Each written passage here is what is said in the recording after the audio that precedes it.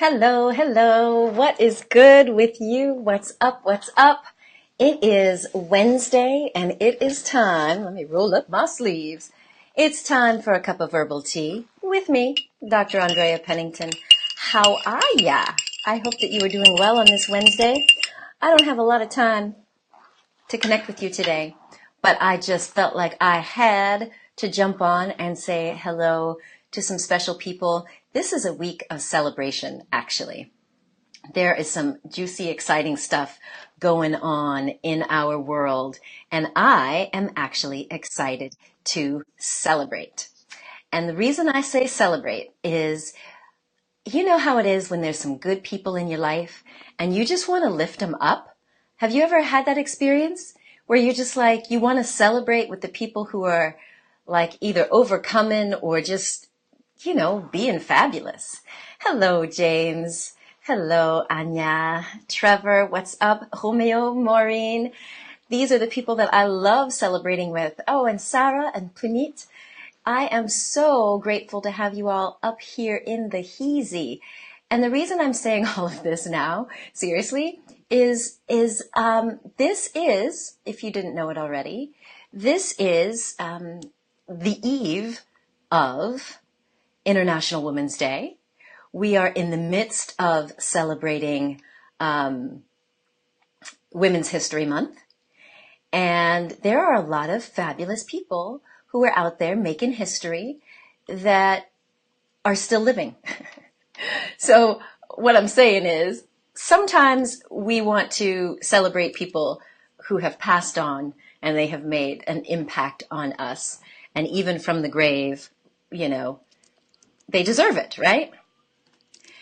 Sorry, just saving this over to my other page. And I think that's important. We need to celebrate those people who've gone before us, who've made serious sacrifices, who have been trailblazers and pioneers. But this week, I am celebrating some people who are still living. One of them is my mother. One of them is my friend, my colleague, one of my partners, and that is Helena Philipson. And some other people who are part of what I consider to be my life's purpose, and that is living my Dharma, talking to y'all, and teaching around the world. And yeah, so I just wanted to connect us all so that you could really see that, there's fabulousness going on, and you don't have to wait for us to be dead to acknowledge it. Make sense? So what's up, Vidar? And hello, Yonina in Denmark. I love to see that Maureen Bryce is here. Always good to celebrate. And yes, Zazie, you are here in the house as well. Oh, and there's Helena, beautiful Helena. So I'm going to celebrate with y'all because, for one, I just did a radio show and I did not get confirmation that it's coming out. It's supposed to come out. It's on the same network as James, Your Lovely Bride, on the America Out Loud Radio Network and iHeartRadio. My show is Liberate Your Authentic Self. And in honor of Women's History Month, in honor of my mother, and in honor of my friend, my partner, Helena, we are celebrating some women who are trailblazers and who have made an impact. That show is supposed to come on in 3 hours, so you could hear it live. But on the real, the blog post that I recently shared on Thrive Global also contains a lot of the information. And I want to share that with you because I just feel like getting out a positive message while people are still alive is an important one. So I'll explain a little bit more later. But the thing that I realized is when we're in a celebratory energy, like when we literally are lifting others up or celebrating for ourselves. I see my friend, the beautiful Yvette Taylor, is here. Just got an email from her. She's in this book, over there, Time to Rise. She's also in another book that just went to #1 on Amazon. And she said she was doing her little happy dance. When we are in a celebratory energy, when we can recognize the good in ourselves or the good in others, it raises our vibe. It raises our sense of appreciation for life. And I know what it's like to feel like life ain't all that worth living. And I don't want anyone to stay in that state. So when I was doing my show with Helena, we are celebrating, and I want everyone in this community to send love and hearts and a shout out to Helena, who is celebrating 5 years of freedom from emotional eating. That's right. She got her little chip, 5 years sober. Like, give some love to my girl, right? Because this is a big deal. Like finally going within and getting free from eating, right? So for other people who have drug addictions, and I mean, we all got our addictions, right? But you get to a point where some things you can hide, but eating, we can't hide it. So I hope you'll tune in and listen to the show that I did with Helena. There's actually going to be two parts to the show. Today, we talk about the real self-love movement, and we talk about food freedom days. So I'm gonna talk about that, and maybe if Helena wants to come on, we will find a way to bring her on. I don't know. You know how it is, y'all. I'm on this funky, fancy little system of mine, which says I could be bringing people in via Skype. And the other person that we are celebrating, who is a part of the real self-love movement, is Dr. Gail Friend. She is celebrating her birthday. She's celebrating the birth of a new baby. She's a new grandma.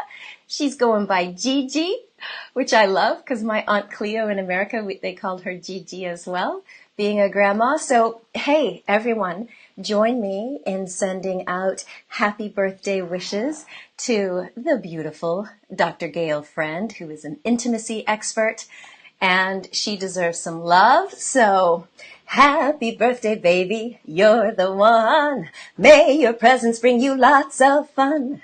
May you live to see 101. So happy birthday, happy birthday, happy birthday, baby. Yay, woohoo. So yeah, so there you go. We are celebrating, and Margareta's here. John is here. Joanna Suarez, who is also in Time to Rise. So this is an exciting time of getting people together virtually. And Alicia Sedgwick, I have not seen you in so long. And Cecile, two of our people who are out in Monaco. And Rob, glad to have you here. So listen, will you indulge me for a moment? Would you mind terribly if I, if I read you something? Because I actually want to share a little bit of this post. And the reason, you're welcome, Dr. Gail. The reason is that I have found that there is something to be said from people who would like to steal your joy, and people who would like to maybe take away from the goodnesses that you got going on in your world. And again, I don't want to get negative because this is all about celebrating. But I recognized that a friend of mine who was also celebrating something cool and fabulous, she was like, oh no, girl, I can't tell certain people in my family. And I'm like, what? Really? It's like that? And it was like, yeah, there are certain people in her family that you just can't tell your good news to. So I don't know if anybody out there has ever had these people who don't want to see you succeed, or who try to, I don't know, you may do something good, but then they throw a little salt, throw a little shade. And what I recognized is if we allow ourselves to keep hanging with those kinds of people, and I know sometimes you got people in your family that you can't get away from, but when you start to recognize, you've heard this Jim Rohn quote that you are the average of the 5 people you spend the most time with. You start to recognize that you gotta kind of be really mindful about the people that are in your world, because they can suck the energy out of you. They can suck the life out of you. And the reason I happened to share that post, for those of you who may have seen it, it was 3 keys to avoid burnout. and to release stress. And these are the lessons that my mother taught me by her fierce example. And it's so funny because when it comes to parenting, a lot of us new kids on the block, we've read all these parenting books. We've even been to parenting workshops. Like some of us are really trying to get it right, okay? But there's something interesting that happens when you start to learn parenting tips or just life, life tips from other people, but just by their example, not because they were trying to force some learning on you. And one of the people who really taught me about managing my energy and not letting other people suck away the life from me is my mother. And yes, the energy suckers. And yes, Rob, I know, there are a lot of negative people in the world. And what's interesting is that when I think back on my mom, I mentioned in this article that she really faced a great deal of racism and sexism. My mom is Guyanese, for those of you who didn't know it, and she immigrated to the United States in the 50s when she married my sister's dad. And she had already made history in her own family by going against the family's wishes to move to England for nursing school. Unfortunately, my mother saw her own mom die. My mom was just 11 years old when her mother died of complications from type 2 diabetes. And it was incredibly painful for her. Just, she was the youngest out of these 5, and she adored her mother. Her mom, my grandmother, I wish I could have met her, was apparently a fierce woman in her own right. She had inherited a soap factory. There were some Dutch roots back in there somewhere. And she had inherited a soap factory. And here she was, the CEO, at a time when, 20s and 30s, when a big black woman was not really running companies. But unfortunately, the understanding about type 2 diabetes at that time wasn't all that great. And she died when my mom was 11. And seeing her mother deteriorate, really motivated my mom to want to learn more.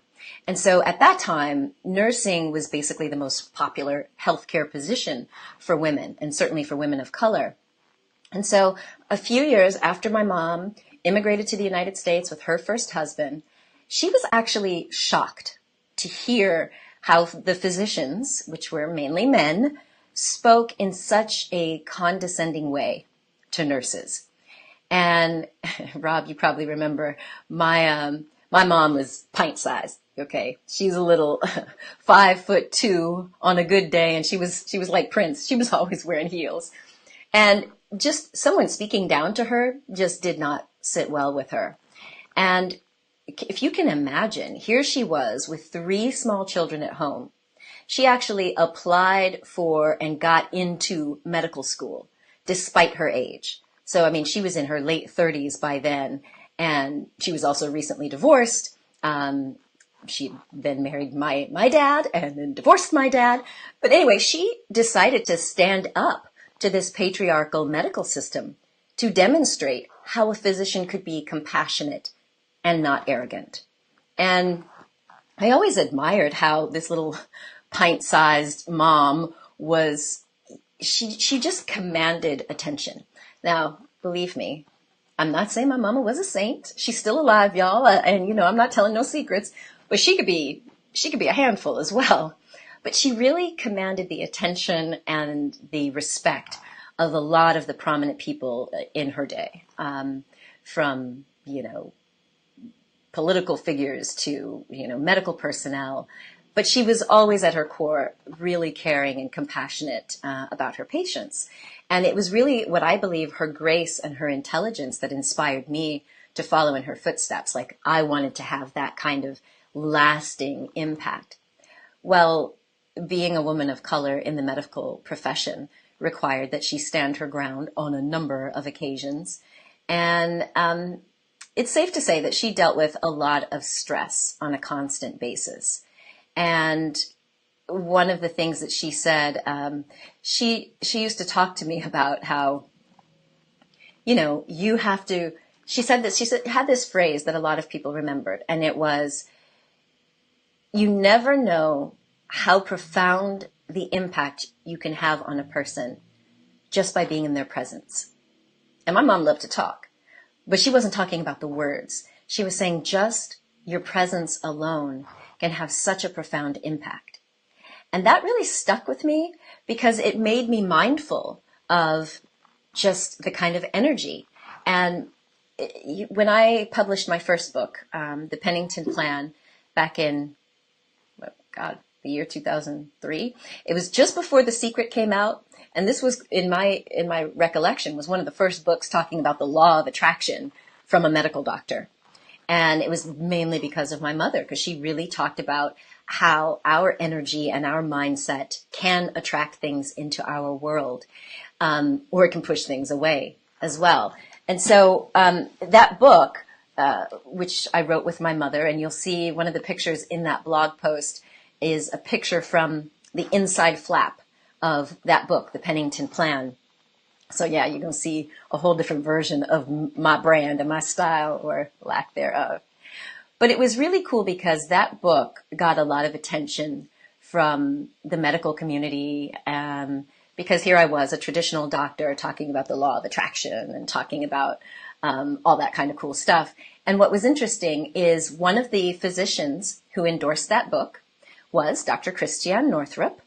And so did Dr. Wayne Dyer, two beautiful Hay House authors that I love. And it is crazy because just this week when I was talking about this energy and how people can drain the life out of you, Dr. Northrup has a new book out about energy vampires. Yeah. And this is her first time coming out publicly telling people that she's an empath. So for all my empaths out there, can I get a what? Like, you know what it's like when you are, empathic. You pick up on the energy of others. What can I say?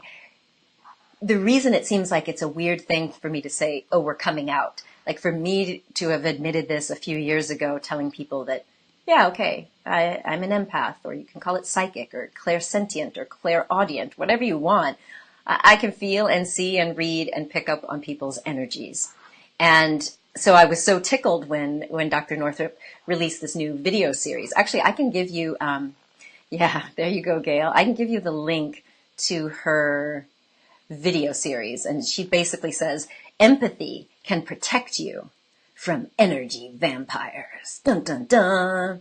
And I think that's important because, I don't know, other than there are definitely now a lot more people who are willing to come clean about us being, empaths, and us being, so many other things that we are, having these weirdo psychic abilities, if you want to call it that.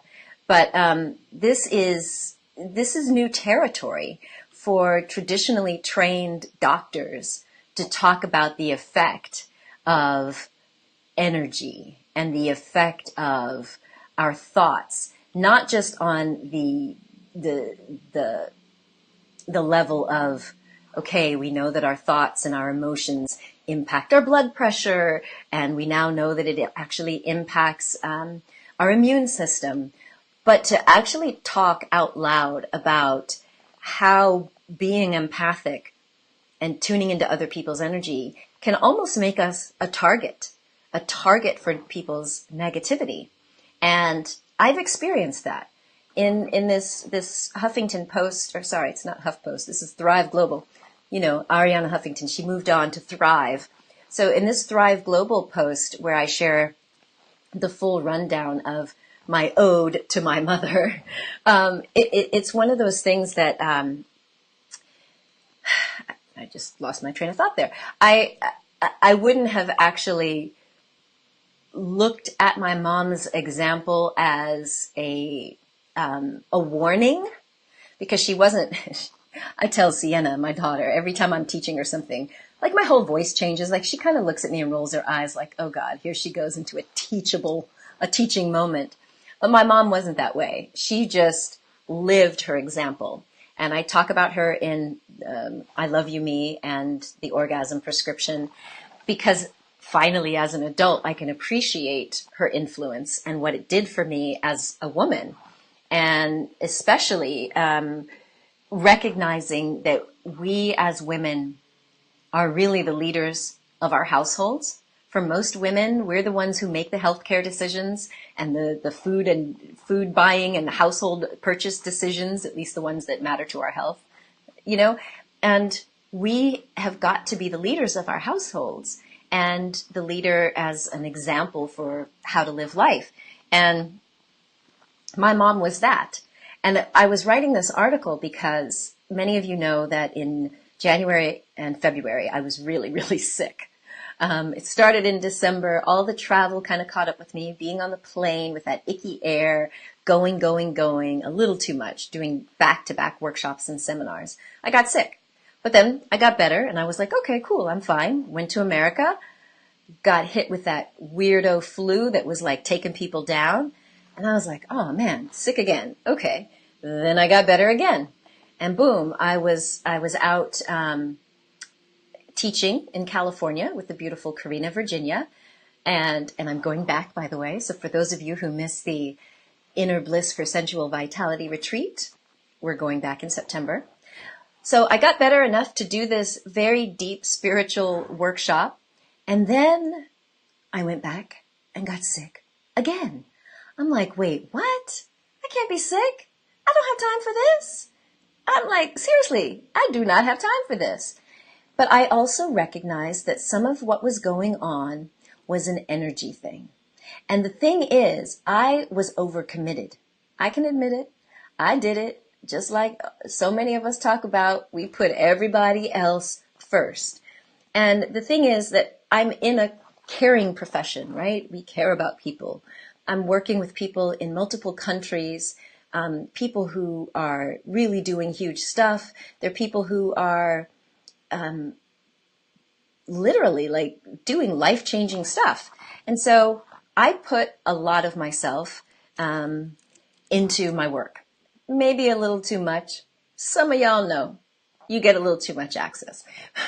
But the bottom line is, knowing that I have had a breakdown and a burnout before in the past, when again, it was a different situation, different life, but I was driving myself almost crazy, trying to get that sense of fulfillment. I mean, this was when I was young. I was in my 20s, early 30s. I was doing everything that people said would make us happy, you know, finishing medical school, you know, getting my medical training at Georgetown Hospital, and I wasn't happy. And then got hired by Discovery Channel, and then I'm on TV. So I'm like, okay, this is cool. I get to be a doctor and be creative. But even after a while, after that book came out, after the Oprah thing, I still felt like I was reaching for something and never grasping it, never grasping that sense of fulfillment. And I had a breakdown. Y'all can read about it. You can watch the TEDx. I had a breakdown. I'm one of those people that I like to say that I can hit my head once and I got the lesson. But no, I had another near breakdown, but this was also related to my mother. It was when I went into rescue mode. Any of my codependent or feel like you got to rescue everybody? Well, I felt like I was justified because my mother, who developed Alzheimer's in her 70s, my sister was taking full-time care of her. And she needed a break. Like my sister was on the verge of serious burnout. So I swooped in and I'm like, I'm going to take over. And caring for my mother round the clock, plus my daughter, plus, let's see, was that the year I was writing the orgasm prescription? I don't even remember. Anyway, I was working hard and I almost burnt out again. I could feel myself going through that downward spiral into depression. And it was painful. And the realization that I was once again overgiving and not filling myself up. I went into, I don't know if anyone else has ever experienced this, probably the parents in the house. If you've ever felt like, oh no, I should be 100% present for my loved one. So much so that you like don't do the things that used to fill you up, like going out with your peeps or taking a long hot bath or going for a walk in the woods.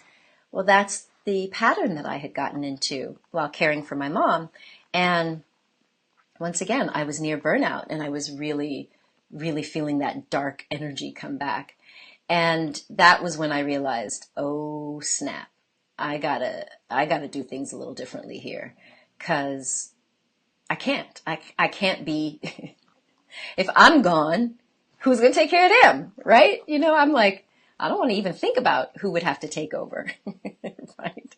I mean, I'm just keeping it real. So it was one of those things where I recognized, wow, I had to step up and care for myself. And so this idea about caring for yourself and learning to reset boundaries, that's where I was. So are y'all still here? Y'all have just gone silent. Did I just like depress you or what? Hopefully not. Thank you for the reaction there. I thought maybe my screen froze. I don't know.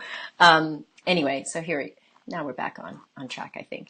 But anyway, so all I'm saying is, when I was faced with this other situation, recently with all the being sick in January, February, I was still trying to meet all of my commitments. And I know some of my peeps are on here. I apologize to those of you that I had to postpone our meetings or reschedule our interviews.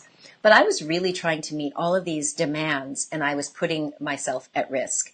And when I really got to the point where I was so sick, I had that wake up call again. Like, what are you doing, Andrea? Like, you've got to stop and refuel. Like, you've got to, period. Like, the world will keep going even if you take time to rest and rejuvenate.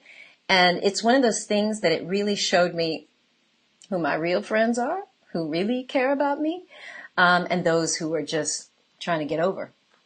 So, but when I started writing this post for, Ariana Huffington sent out this message saying, hey, talk to us. What do you think about how women are thinking these days about burnout and about leadership? And I was like, whoa, my mother was a leader, but she never pushed it out there on me.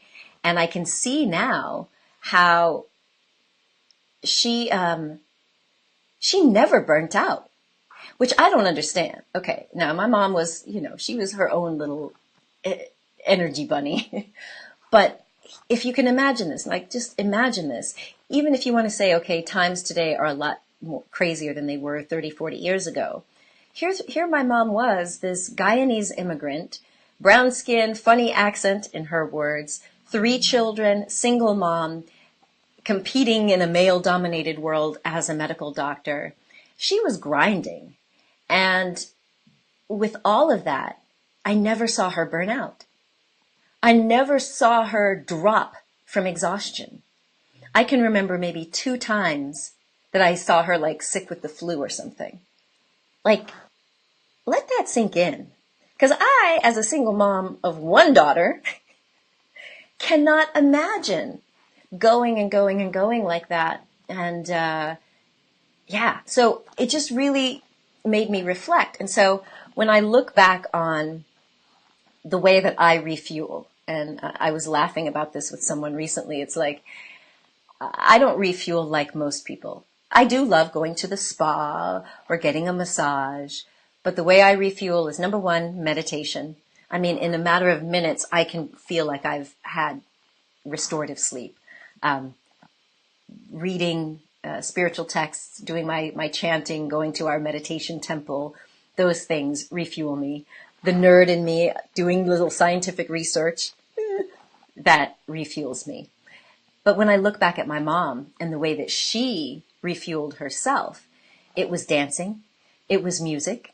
She loved those silly Harlequin romance novels. So on a Saturday, you'd see her on the couch, with the music playing, her little book, and some Cadbury chocolate. Hey, what's up, Taz? Good to have you here.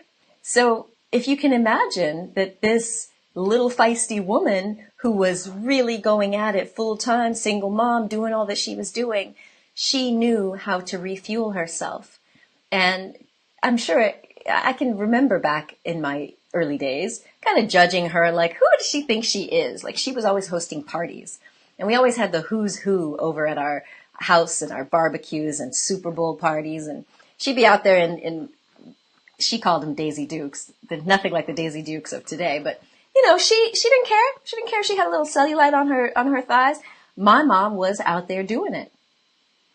And now that I look at my life and what almost led me to the point of exhaustion and burnout, I'm like, wow, she had such respect for her energy and her vitality to know herself well enough to know what she needed to do, and gardening and, all that. So voila, I'm just saying that we all need to be really mindful of how we nurture and care for ourselves, and how we are willing to truly honor this precious vessel that we've been given without running it into the ground.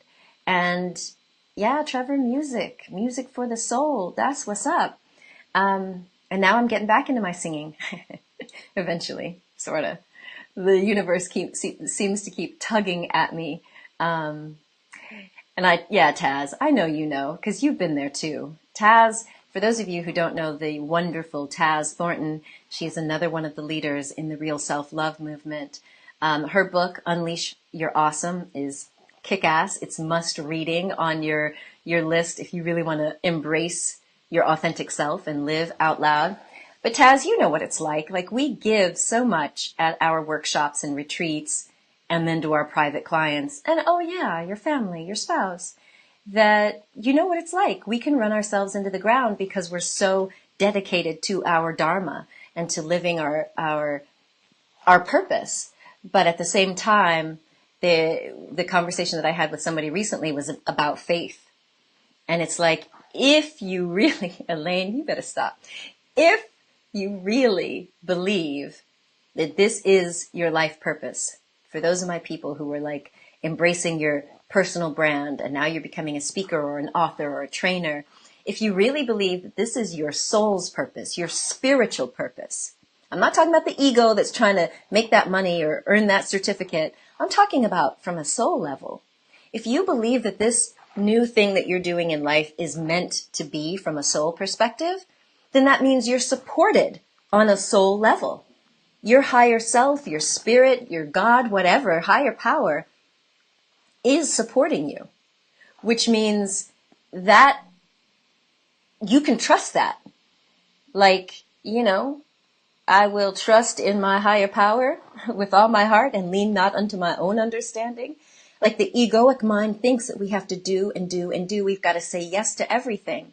But if you truly trust that you are living your divine purpose, then you can trust on the divine, that like the universe is going to say, yeah, let's nurture this body of yours. Let's give it the rest it needs. Don't let me get back on my soapbox, because I will go there, because that's where I live, on my soapbox. But that's what Wednesday is for. It's a cup of verbal tea with Andrea. Absolutely. Wow. Take that leap of faith. Remember, the Creator will catch you. It is so, so, so, so true. Like, we have to. Well, you don't have to. We have a choice. I'm trying to catch myself. You ain't got to do nothing. You ain't got to do nothing. But you have a choice.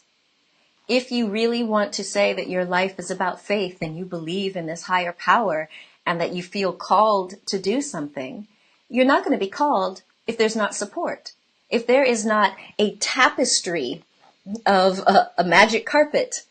Sometimes you need a magic carpet. That's what I'm flying on right about now. Sometimes that rug gets pulled out from underneath you and you've got to step out on faith. And that faith means that the divine, the universe, your God, your angels, or something not of this world is going to step in and show you, yes, you did it. And so what can I say? That's what I have to say. So what is Jill's talking about? Ooh, she's writing a book up here. So Jill says you used to always be running around doing stuff because you felt lazy if you weren't, because that's what I'd seen my mom doing. Now your kids and you will sit and read, play board games, Twister, meditate together, and just hang out. And we all get our cups filled together. I love that. I love that. I love it. I feel the same way. I feel like just as I'm saying in that article, I learned so much from my mom just by her example and not through this overt teaching that I would more likely do. And that's really what I can say now today when I do talk to my daughter, Sienna. Yes, they want love and connection. Like so many of the quote unquote lessons that I would want my daughter to learn, she's now demonstrating them without me even having to ask her, overtly. And, and yeah. So anyway, that's, yeah. So taking responsibility for our decision. Yes. Taking the responsibility to just take that leap of faith. And Taz, you've got a pink and purple magic carpet. Oh, with a never-ending supply of healthy Oreo cookies. Well, at least they're vegan. You know my leanings. So, yes, I love it. A magic carpet with Oreos. And let's see, recognizable that our moms dealt differently with life issues because of the limited choices they have. So in Dutch, you say, we now have too many options. Yeah, that's what we call them, first world problems, luxury problems. And it's so true. Yes, Sienna does rock. And speaking of rock, Taz, I don't know if you know this musician named Jason Mraz, but oh wait, I'm not even supposed to say, okay, forget I said that. I'm going to have to delete that. Nothing, just a great musician whose songs I have sung here on the French Riviera. And Gail, she says, you've been guilty of the teaching. Yeah, I think we all moms, I mean, we, especially people like you, Gail, with all of your education, right? All of your education and training as a therapist. Whew, I think that's probably what made me bad in the beginning was overtraining and overdoing. But because Sienna is a very empathic individual, she also picks up on the energy of other people. She has been my greatest teacher because I couldn't teach with words. Because words, she could tell if I was just saying the right things. It was like if the energy wasn't matching, if it wasn't congruent with my heart, head, and soul was not in alignment, she'd pick up on it. So that's what I've had to do. So Elaine, lovely Elaine in Mexico. So you had this conversation with a friend of yours that we can't say yes to everything because sometimes it means saying no to yourself. Good. Make time for me time. It is so necessary. So anyway, there you go. And finally, I'm going to get ready to get off of here because I got an interview. So Taz says, your mom teaches you every day. She has a crazily different perspective to you. And you could get frustrated over the differences.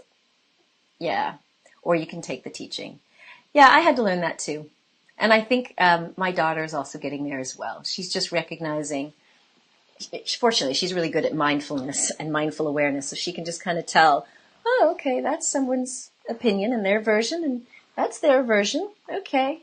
And without taking it personally, but wow. I wasn't always that way. I'll just be honest. So you're coming into a space of being instead of doing. Love it.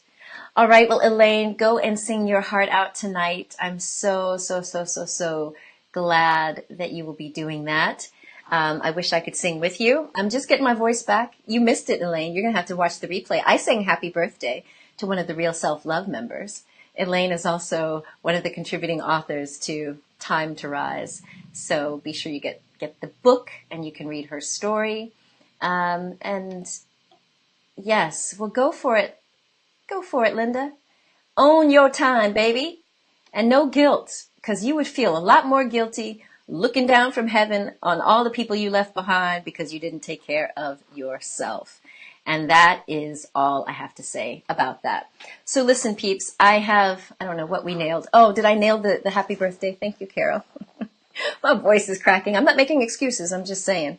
I'm just getting my chops back, but I will sing live on Facebook. Uh-oh. And there you go, Elaine. Ha, ha, ha. We'll plan a duet. All right. Challenge accepted. I will do a duet with Elaine Mercedes Mendoza. Yes, I will.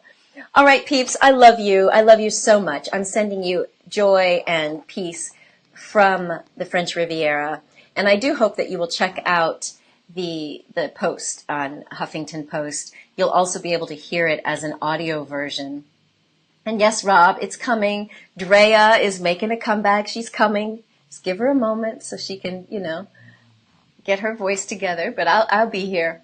And yes, I will sing live. I don't know what that's going to be like, but I'm willing, because you know what?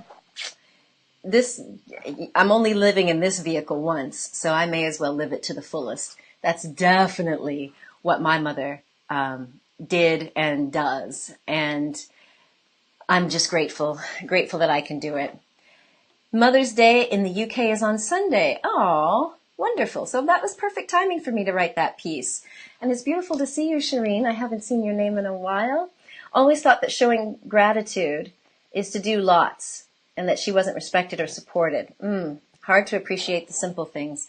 Boy, don't I know it. But now we know, especially with people unfortunately leaving this planet a little too soon, we got to appreciate people while they're here and take away all this guilt and this expectation. Like, if you've ever heard my shows, then it's about liberating your authentic self, which is your authentic voice, which is knowing your real self.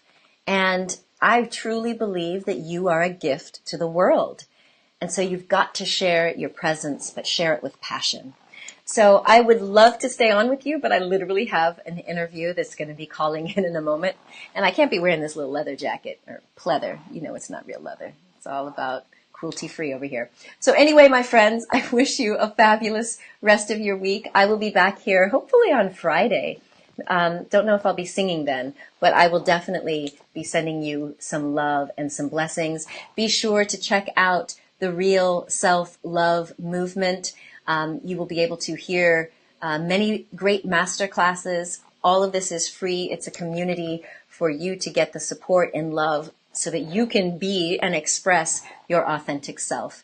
So yes, Sonia, glad to have you here. You guys check the replay. Be sure to send out some birthday love to Dr. Gail Friend. Send out some congratulations to Helena Phillipson on 5 years clean and sober from emotional eating. I love you all, and I will see you soon. Bye. Much love.